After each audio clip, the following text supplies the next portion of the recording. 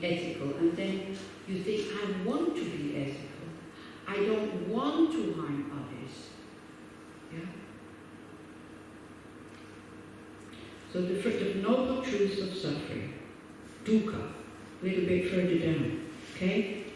So one talks about different types of suffering. So, I know it's, you might get now we're on the second full day and already it's totally full. If you hear it for the first time, don't worry, it fizzles out again. I know, I feel sorry for you because I have to give you all this information. I know it's too much. But what to do? So it's for you to make it easier, instead of going, it's too much, you go like, wow, I get so much. Because usually we want a lot. Yeah? Okay. So, there's a lot of lists in Buddhism, so you can get very upset about this, or you can find it helpful. So I don't know, I find it very helpful, so that I don't need to go through the whole thing when I think about the three sufferings. It is there because I understand it first, I have to learn. So the first type of suffering is the suffering of pain. This we understand as suffering, because we try to do something about it. Suffering of pain in the body, suffering of pain in the mind. We take pills for depression and this and for anxiety, or we go and distract ourselves, or we do something. We apply some antidotes. The only thing is the antidotes are not really working. They're just temporary band-aids or kind of painkillers, what we're doing. Yeah? But we do understand the suffering of pain. So suffering of pain comes right within negative karma. So we all have this. If you have a body, you will have pain. This is it. If you don't want to have pain, you have to get rid of your body. Because if the suffering of pain, it's natural for the body to suffer. Because for the body to have pain, all you need to do is sit still. Pain will come. If you want to relieve the pain, you need to move. So nature, a natural thing would be you don't have to do anything, because it's natural. So we don't have to do anything for the body to go into pain. This is why you're moving. Okay? And the human body, if you're a doctor, you need so many conditions for the body to work, and so little for the body not to work anymore properly.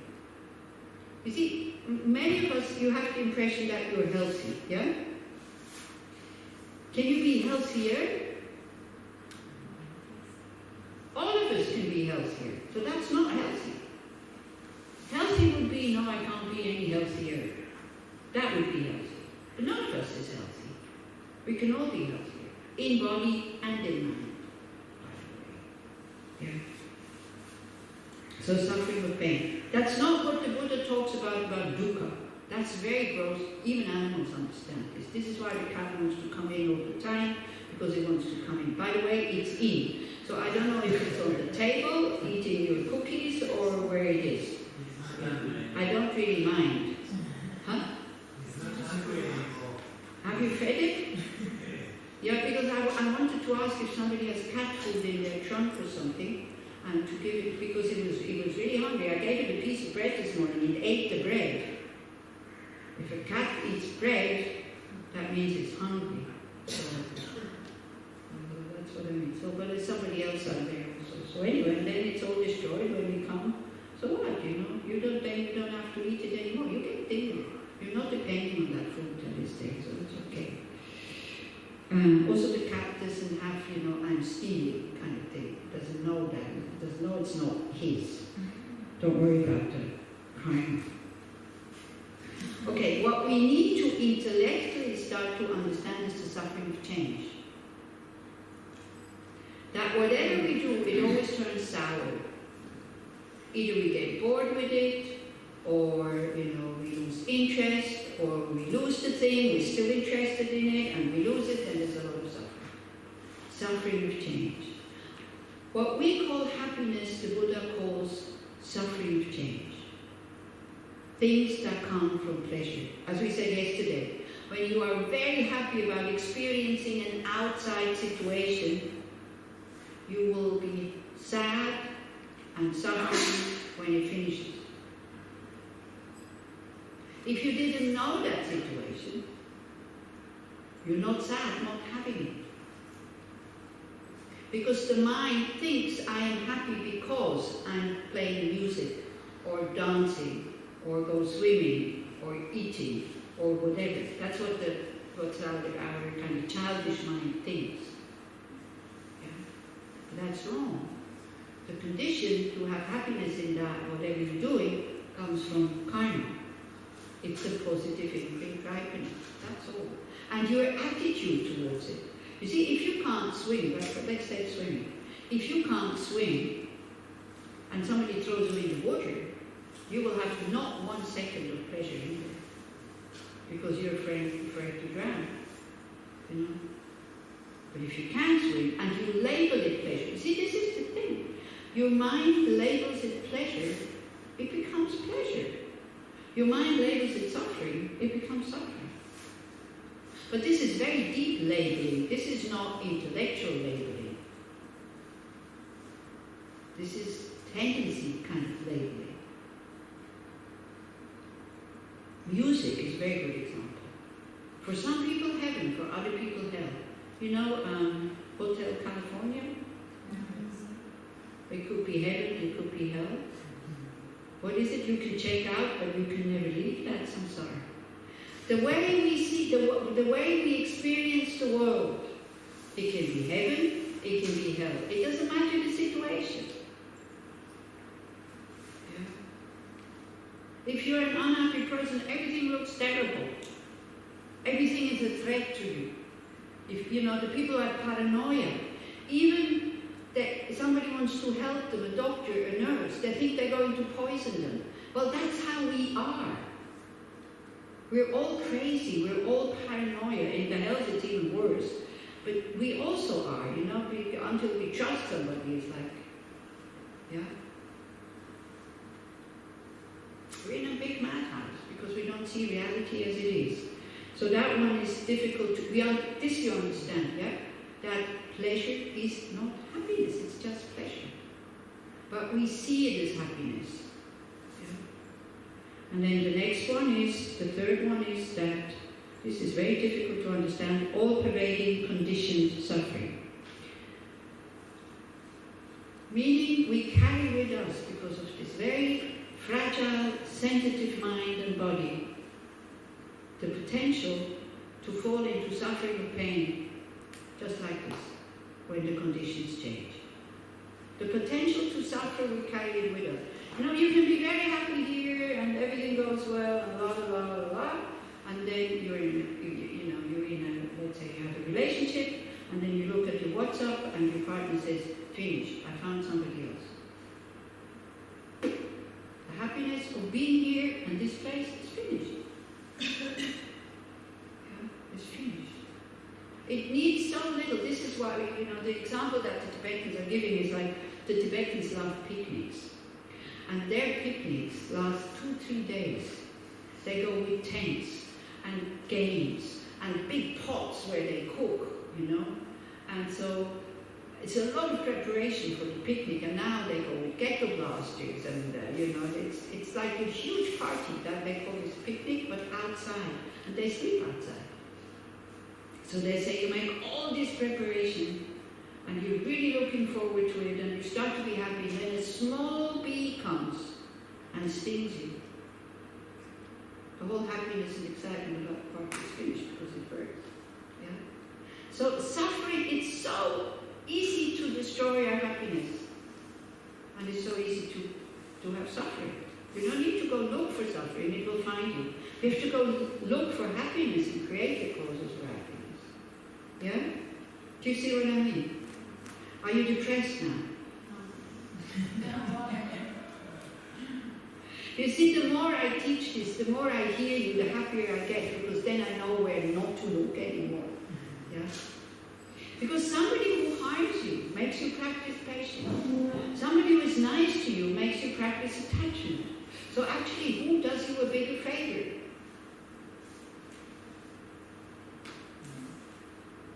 The one who's harming you.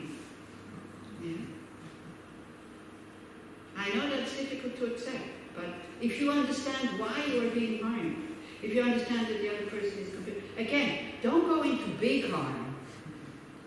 Please, take whatever you can deal with. This is why also Westerners always jump to extremes. We're talking about daily life here. Yeah? Somebody is not doing what you want them to do. Yeah? But you have no control over that person. They make you practice patience so that you're not getting angry, and then you look at the situation with a very rational mind. Can I do something about this? I do. I cannot do anything about this. I let go. Because you have practiced patience. You have practiced to let go when you cannot do anything about it and continue with your life. Now, I'm not saying you should now start being nasty with people so that they can practice patience. That is not what I'm saying, so don't go to that extreme. Okay? So, you see, when you hear about this, as long as we have this kind of mindset, not seeing reality as it is, you don't have to feel bad about being depressed anymore. Because it's normal. We know the cause comes from wrong views. See, people who are very rich, very beautiful, very successful, and are depressed, this is hell for them. Because they need zero compassion from others. They cannot go and complain to anybody, except for their therapist where they pay money. Then the therapist doesn't say, hey, but look at all the good things that you have. Be grateful. You should have my problems. Then you know what suffering is. It's only the therapist who doesn't do that. You might also not do that, yeah, but you would think it.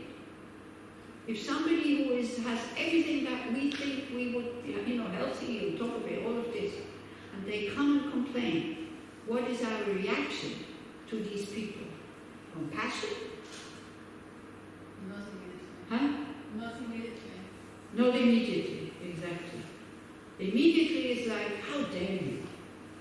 With all the things that you have. They show us, they give us the proof that what we think are lacking, that we are lacking in order to be happy, is not the right thing to look for. That's why we get angry at them. I have a very rich friend, like I'm talking about 150 million, something like this. I have a friend, I don't know. Anyway, I know her. Most of the time she's depressed. So she is, and she's also physically not so well. So when she comes with the sickness, when they find what she has, she is so happy. Because she can prove to people, I have a physical sickness, look, it's okay to be depressed. Very often they don't find what's wrong with her. Yeah, you get psychosomatic. But psychosomatic is also suffering. And it's terrible when somebody says psychosomatic. All our pains are psychosomatic, by the way. It's all produced by the mind. I'm not saying it doesn't exist, but it's produced by the mind. Yeah, that's what the Buddha would say. Okay. So these are the three kind of general sufferings that we suffer from. Then we have the 6 sufferings, or 6 things in our life. Let's take away the word suffering. 6 things, facts in our life that if we had a choice, we would not choose them. So we have a mind that desperately looks for security. It's funny that nobody actually wrote being secure there with what makes us happy. Yeah, security is an illusion. Nowhere you are secure from this all-conditioned, all-pervasive suffering. Because your mind can go into a bad state without conditions outside changing. Have you noticed that? Have you ever noticed that the mind says when it's in an unhappy situation, and the mind says, if I wouldn't have this toothache, I would be happy. If I wouldn't have this neighbor, I would be happy. At one point also I was in a group and I really wasn't happy in that group. It's not here, okay? I wasn't happy. And I was calculating the days, how many days I would still have to be there. And had the illusion, when I go away from here, I will be happy ever after. And I even believed it. Again, gut feeling. I thought, whoa, when the time here is finished and I go, I will be happy ever after. I was so happy when I left. One day. Then the happiness fades, then the problems kick in again, and then sometimes I remember the difficult situation there, and then a little bit of happiness comes back that I'm not there anymore. But not this like, wow, happiness, I'm free, I'm out of here. But I also had the thought, but you know, before you were in this group, were you always happy? I have to say, no, it's not true. I also have problems or unhappy states in life. So this is how we start to look at this whole thing, you know. Not to believe our chattering mind who blames outside. We stop blaming outside. Yeah. But again, you know, I don't know if people hear it properly. It doesn't mean when somebody harms you, it doesn't mean you stay with that person. You go away from them. You call the police if it's really bad and you think you have to call the police. Don't practice compassion for somebody who harms you and let them do whatever they want to do. Are you hearing that I'm saying that? That you have to stay. Are you hearing that? But sometimes the questions that I get, it seems to me people are hearing that. In order not to create negative karma, I cannot call the police. Call the police. You know? You don't have to do self-justice or whatever. Call the police if somebody is harming you in a bad way. Take them to court. That's fine. If they really do something very big negative. That's why we have these laws. Yeah? So, what is a fact in our life is uncertainty. We have the 6 sufferings. Is it pleasant? Any moment we can lose whatever we find is wonderful, just like this. Our health, our wealth, you know, the whole economic system is also starting to shake a bit. And who are the people who are most afraid? The people who have a lot of money. If you are poor, whether the system is going to collapse or not, I mean, who cares? I never had any money. So why would I be afraid of the whole thing collapsing? And I don't really benefit from it anyway. Yeah? You see, it's this whole thing about thinking that being happy comes from having money. Then you are afraid, because you think it comes from having money, but it doesn't. You know? And you only think that being happy comes from money when you don't have money. When you have a lot of money, then you see it's not true. But if you don't have the money, you don't see it's not true. Yeah? So uncertainty. Any moment we can lose everything we are attached to. And we have no control. So, who is it? Paper children, I think, yeah? No, children Chupa. When you really understand what Buddhism says, there is some good news and there is some bad news. So the bad news is, when you understand what Buddhism says, it's like falling out of an aeroplane without a parachute. What's the good news? There's no ground. There is no ground to crash. That's the good news. So we can enjoy the fall when we know there's no ground to crash. The ground we create by our ego, clinging to an ego, clinging to an I. This is the ground. That's why we die. That's why we are reborn. That wrong view of a separate I, separate ego, separate me. Okay. Unsatisfactoriness. Do you know that state of mind? How many percentage-wise, how many things we do during the day because we're not satisfied with what we have? All of it. Most of it. Yeah? When you are like on holiday. And then look, you're not on holiday, then you do this for a while, and then it becomes boring. Then, well, you go there, and then kids, yeah, we like kids. And you go there, and you go there, and you got nowhere to find satisfaction. This is why we make so much progress. This is why the world looks the way it looks, because we're not satisfied. Always better, higher, faster. Yeah? And we take the unsatisfied mind with us. So no matter how much we change the things outside, we will not find satisfaction. This Buddha, eh? All the things he says. So then, of course, it's also not very satisfying, repeatedly having to leave your body again and again and again, just to be reborn into the same situation again and again and again and again. Being born, having to learn everything, being a teenager, the confusion of being a teenager, my gosh, how much suffering there. Yeah? Then having responsibility for other people when you have a family, then getting old, kind of losing your senses, so there's no more pleasures. Yeah? And then for what? To leave it all behind, to start again next time. It's not satisfying. Yeah? So that is also two sufferings, and then moving from high to low. No matter how high we get, we always have to come down, either by death, that we lose everything, or by age. If you go into an old people's home, some of them are like palaces. People walk around with kind of golden canes. But their mind is in the state that somebody like in a very simple and very modest parent's home. Isn't it? So, if you haven't, this is I think what it says in one text, try not to climb up so high, because then the fall will be easier.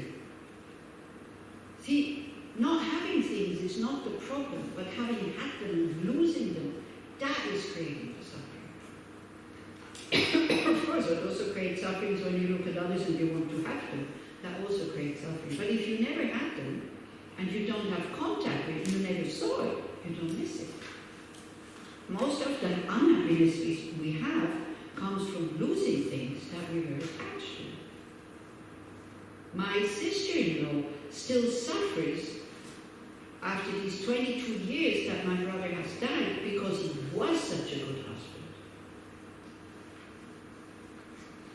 You see, once you are attached to something and you think the happiness came from there, and you lose the object or the person, then the mind goes, I cannot be happy anymore. If you know that the happiness didn't come just from the person or the situation, then you're not suffering.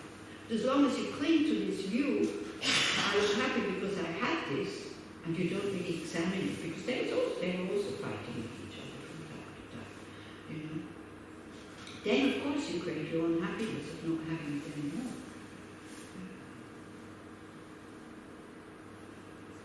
This is when I still didn't eat in the evening. For 8 years I didn't eat in the evening. I told him when I couldn't sleep until one Lama came and said, okay, eat. So when I would come to the West, people couldn't bear that I was just sitting there not eating in the evening. And they say, but just try. And I said, but why? Then I will want it if I try. Why do you want to make this? Really cruel. If you know somebody cannot eat it, but you tell them, just try. I mean, for what? So that they will want it even more afterward. I mean, what is this? Just try. What for? Just try because I cooked it. And then you have to tell me how wonderful it is. That is the reason behind just try thing. This is how kind of strange we are. And then the last of these sufferings is being alone in this whole process.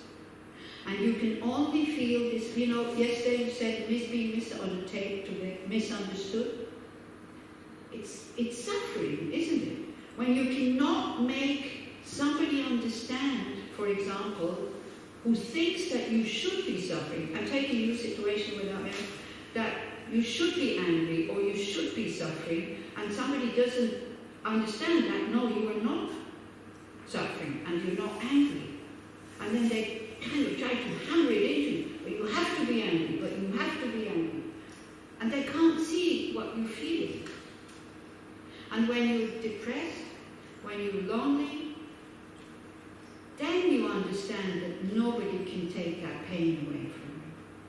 When you suffer the pain of loss, nobody can take that pain away from you. Maybe they can try to make you feel better, but you have to bear that pain of being alone. We are alone, relatively, because we create I and others.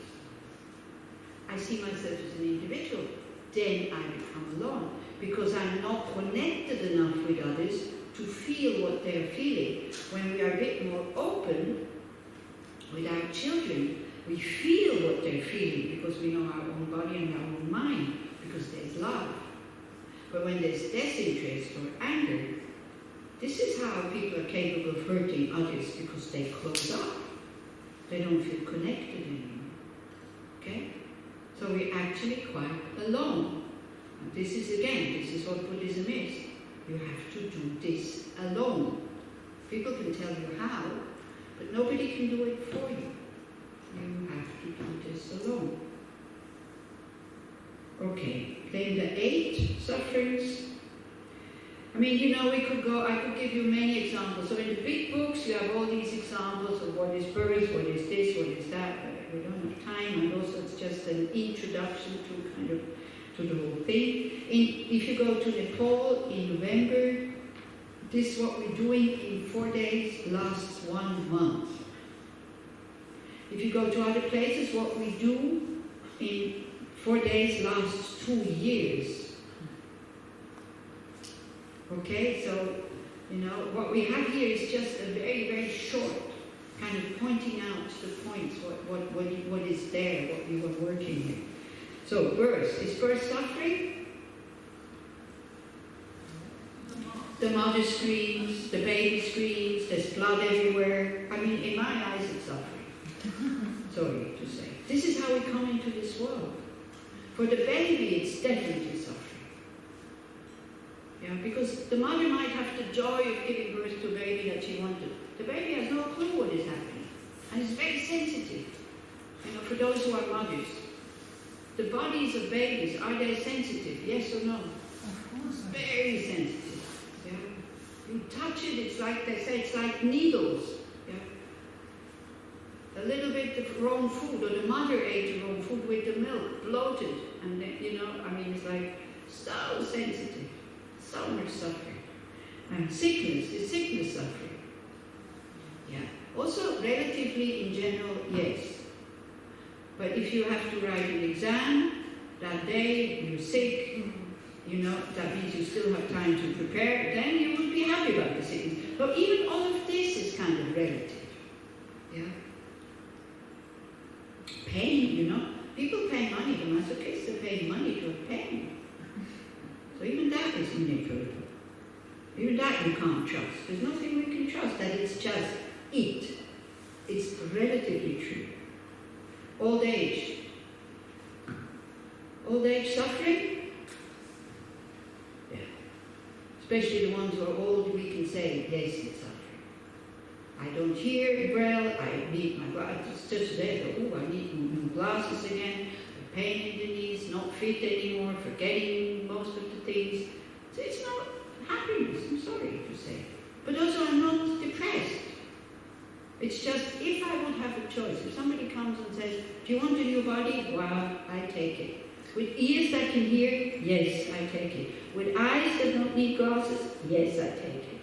Yeah? With the tongue that can taste properly, because also I'm losing the sense of taste also. The senses decrease as we get older.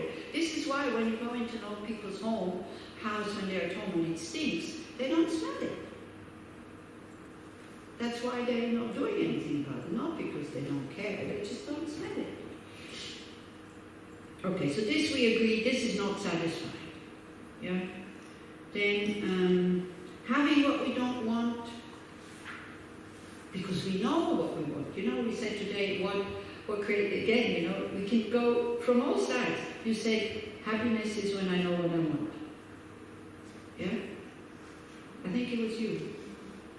You said, when I know what I want is happiness. But what if you don't get it? Yeah? I mean, you're a spiritual practitioner, so you're flexible. But what if people, they want something and they don't get it? Look at children. Wow, disaster. 5 minutes later it's forgotten. But that moment is big suffering. How many of you right now have really what you want? Maybe in 1 minute when we finish, because then it's the break. Yeah? We constantly, we try to get rid of things we don't want, and we try to get things that we do want. So having what we don't want is not satisfying. Not having what we want is not satisfying. Losing things that we are attached to